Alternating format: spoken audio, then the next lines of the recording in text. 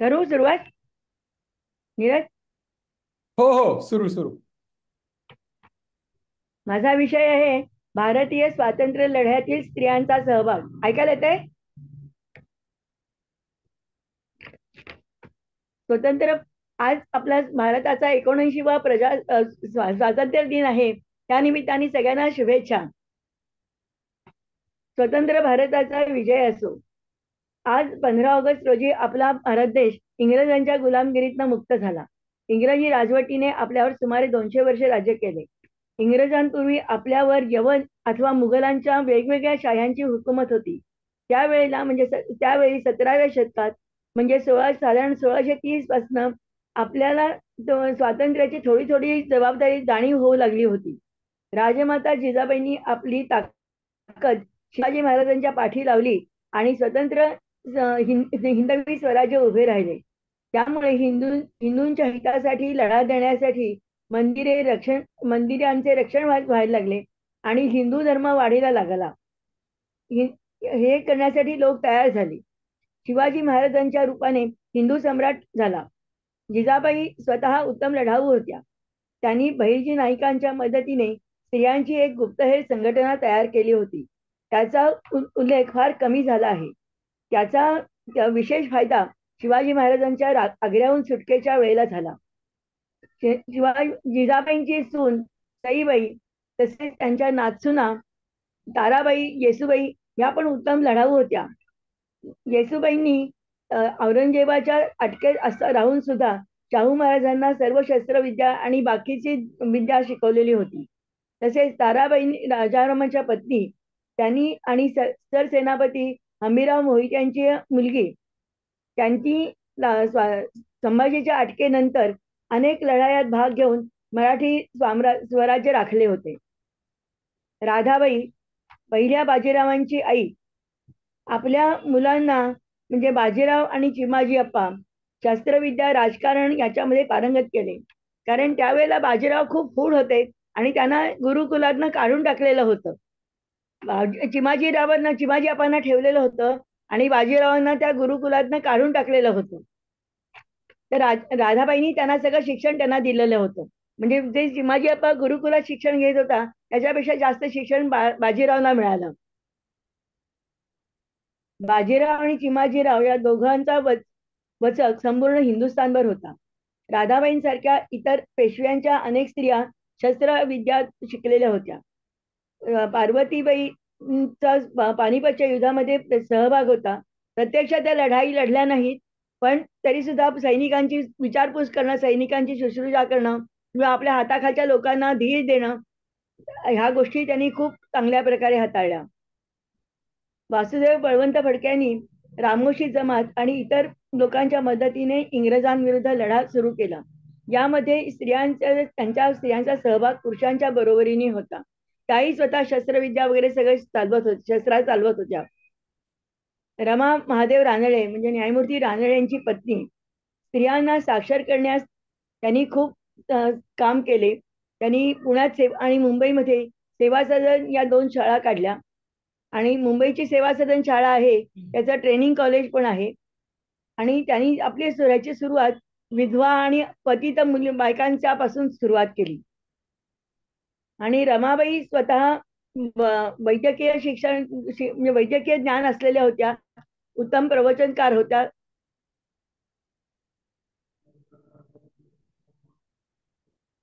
Madam Bhikaji Kusum कामा या एक देशभक्त होत्या. त्यांनी अनेक परदेशात लोकांना शिक्षण घेण्यासाठी जाण्यासाठी त्या मदत करत असत.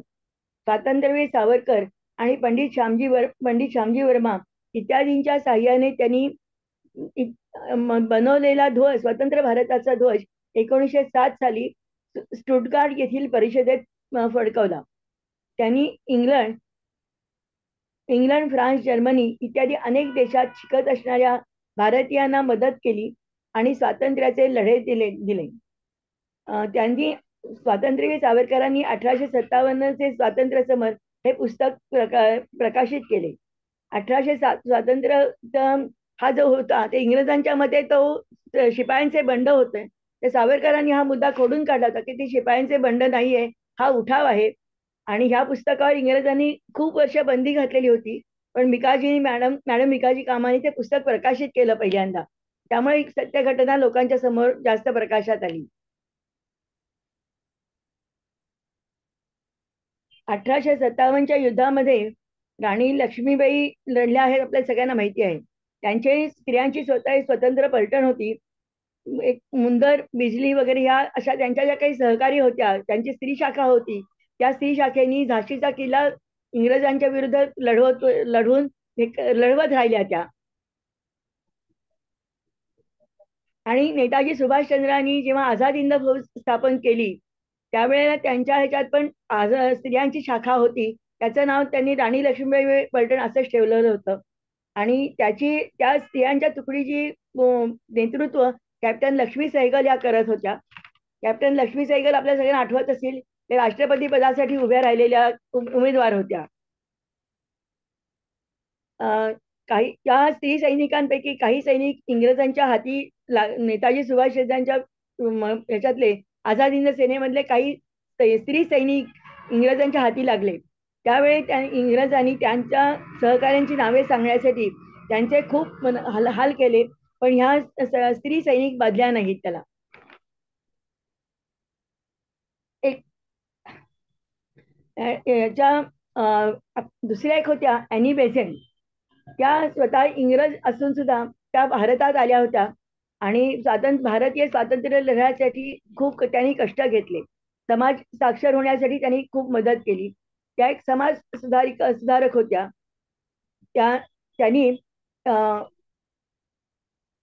उत्तम वक्ता पण होत्या. आणि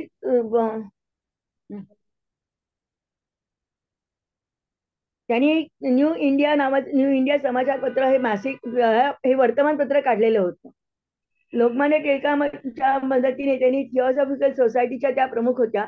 सॉरी, लोकमान्य टिळकांच्या मदतीने त्यांनी होमरूल लीगची स्थापना केली होती. त्याच्या त्या अध्यक्ष होत्या. तसंच थिओसॉफिकल सोसायटीच्या पण त्या प्रमुख होत्या.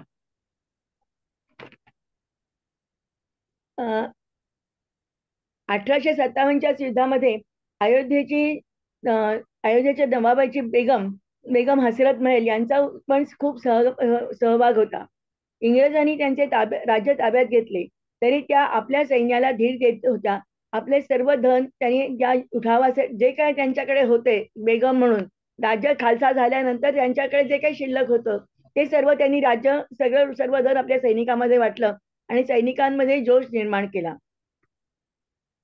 पण आपल्याकडे फितुरीची साथ असल्यामुळे त्या पकडल्या गेल्या आणि इंग्रजांनी त्यांना जास्त त्यांची चौकशी वगैरे न करता त्यांना फासावर लटकवलं. या 1857च्या उठावामध्ये एक मुख्य खूण होती. भाकरी आणि कमळ. भाकरी आणि कमळ त्या संदेश वाहनाची जी दोन साधनं होती आणि त्या भाकरी बनवण्याचं किंवा कमळ ह्या हे होत्या सांकेतिक खुणा पोहोचवण्याचं काम त्या घरात राहणाऱ्या बायकांनी केलेलं होतं. त्या बायकांची नावं आपल्या सगळ्याला माहिती नाहीत, पण हे काम त्यांच्या मदतीमुळेच शक्य झालेलं होतं. आणि त्या भाकऱ्यांच्या ह्याच्यामधनं आपल्या जे त्यावेळेचा उठाव करणाऱ्यांना सगळे ह्या आपल्या बातम्या लवकर मिळत होत्या. स्वातंत्र्य लढ्यात महात्मा गांधींचा पण खूप एक मिनिट नाही सॉरी, स्वातंत्र्य लढ्यामध्ये जेव्हा हे क्रांतिकारकांच्या ह्याच्यामध्ये बंगालच्या कल्पना दत्त किंवा प्रीती बाला या अशा यांचा पण खूप सहभाग आहे. त्यांनी क्रांतिकारक चंद्रशेखर आझाद, भगतसिंग या लोकांना मदत केली होती. त्यांचा काही बॉम्ब पोचवणं किंवा काही हे झालं, त्यांचा पण इंग्रजांनी पकडल्या गेल्यावरती खूप त्यांचे हाल केले. पण तरी त्यांनी भगतसिंग वगैरे चंद्रशेखर आझाद लोकांची कुणाची नावं सांगितली नाही. महात्मा गांधींच्या विचाराने भारतामध्ये स्त्रिया पण त्यांच्या विचारामध्ये खूप सामील झालेल्या होत्या. त्याच्यामध्ये सरोजिनी नायडू, सुचेता कृपलानी या आचार्य कृपलानींची पत्नी, उषा मेहता, अरुणा असफ अली, विजयालक्ष्मी पंडित इत्यादींचा समावेश होता. सरोजिनी नायडू या दांडी यात्रेच्या प्रमुख होत्या. एका तुकडीचं त्यांचं पूर्ण त्या नेतृत्व करत होत्या. त्यानंतर त्यांच्या ह्याच्यापर्यंत त्या पूर्ण जीवन वेळ महात्मा गांधींच्या सहवासात होत्या. आणि त्यांनी त्यानंतर त्यांच्या भारत स्वतंत्र झाल्यावर एका राज्याच्या त्या राज्यपाल झाल्या होत्या. आणि त्यांच्या कवितांमधनं त्यांनी लोकजागरण खूप केलं. त्यांना नाईन्टिंगेल असं म्हणत असत. आणि त्यांचा मुख्य हे म्हणजे त्यांचा सहभाग भारताची राज्यघटना बनवण्यामध्ये त्यांचा एक प्रमुख सहभाग होता. तसंच दुसऱ्या आहेत उषा मेहता. त्यांनी मुक्त रेडिओ चालवला होता आणि चळवळीच्या सगळ्या बातम्या त्या बऱ्याच ठिकाणी पोहोचवत असत. आणि उषा मेहता दिसायला अतिशय लहानखोर होत्या. साधारण 4-4.5 फुटाच्या उंचीच्या होत्या. आणि भूमिगत राहून त्यांनी तो रेडिओ सुरू केला होता. आणि एकदा असं कळलं की त्यांना अटक होणार आहे, तर त्या एका गादीच्या गुंडाळीत लपून बसल्या होत्या. आणि त्यामुळे पोलिसांच्या हाती लागल्या नाही. त्या त्या क्षणाला लागल्या नाहीत, नंतर लागल्या, पण त्या क्षणाला लागल्या नाही. आणि त्यांचं पुढचं रेडिओचं काम आपल्या पु ल देशपांडेंची बायको सुनीता हिने त्यांचं काम केलं. ही पण उषा मेहतांच्या बरोबर काम करत होती गुप्त रेडिओ चालवण्याचं. आणि आपल्याला कदाचित आठवत असेल तर नेताजी सुभाषचंद्र जेव्हा कलकत्त्यातून गुप्त वेषात घेऊन बाहेर पडले, तेव्हा त्यांनी आपला पहिला संदेश जर्मनीमधून या गुप्त रेडिओद्वारेच दिलेला होता.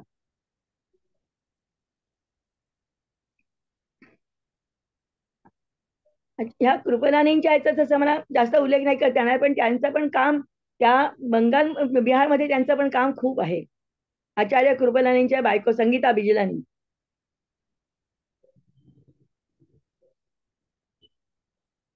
तसंच महात्मा गांधींच्या ह्याच्या त्यांचं अनुकरण करणाऱ्या किंवा त्यांना साथ देणाऱ्या अनेक स्त्रिया होत्या. त्यावेळेला चरखा चालवायची पद्धत आलेली होती गांधींच्या ह्याच्या विचारामुळे. आणि मग तेव्हा त्या प्रभात फेरी काढून चरखा चला के स्वराज्य लेंगे हम अशा घोषणा देत होते. प्रभात फेऱ्या, नारे, मेळे अशा गोष्टी करत असत. आणि बऱ्याच जणांनी आपलं सगळं त्या गांधींच्या सांगण्यावरनं आपलं धन वगैरे सगळं ज्या स्वराज्य फंडाला त्या गांधींच्या चालवलेल्या स्वराज्य फंडाला दिलेलं होतं. पण अशा बायकांचा ह्याच्यात पण त्याचा खूप उल्लेख आला नाही, पण बायका पण त्यांच्या बरोबरीने तुरुंगवासात गेलेल्या होत्या. आणि बायकांनी खूप लाठीचार्ज आणि असे तुरुंगामध्ये खूप हाल अपेष्टा भोगल्या. तसंच 1942ला गांधीजींनी चले जाव चळवळ सुरू केली. त्यावेळेला अरुणा असफ अलींनी सगळ्यात पुढे जाऊन अनेकांचा विरोध पत्करून सगळ्यात पुढे जाऊन ऑगस्ट क्रांती मैदानामध्ये आपला स्वतंत्र भारताचा ध्वज फडकावला होता. त्या ध्वजावरती पांढऱ्या सध्याच्या अशोक चक्राच्या ऐवजी गांधीजींचा चरखा होता.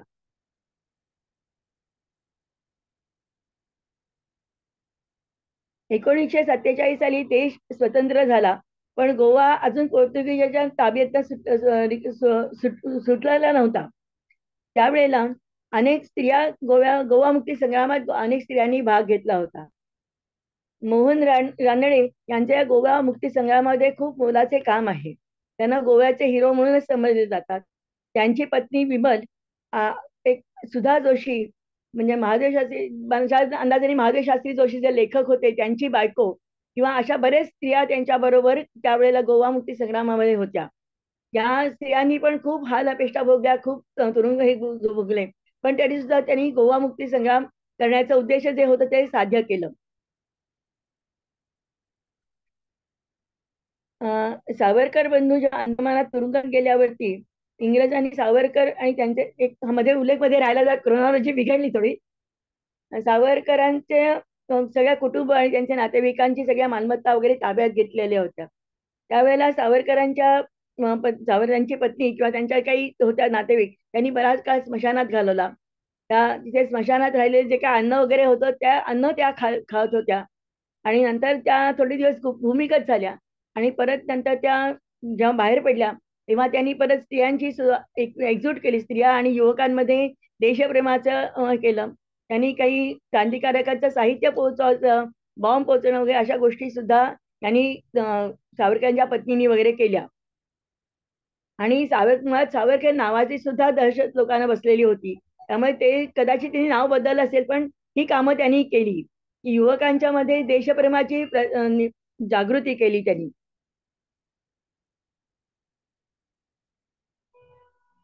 त्या अशा आणखीन बऱ्याच हे आहेत की ज्यांची आपल्याला नावं माहिती नाहीत, इतिहासापासून आपल्याला आपण नुसते त्यांचे हात ऐकलेले असतात, पण अशा अनेक बायका आहेत की त्यांनी अनेक आपले संसार उद्ध्वस्त झालेले पाहिले, आपले सगळं तन मन सगळं अर्पण देशासाठी केलेलं होतं, अनेक हाल अपेष्टा भोगल्या, त्यांची नोंद ठेवली गेली नाही.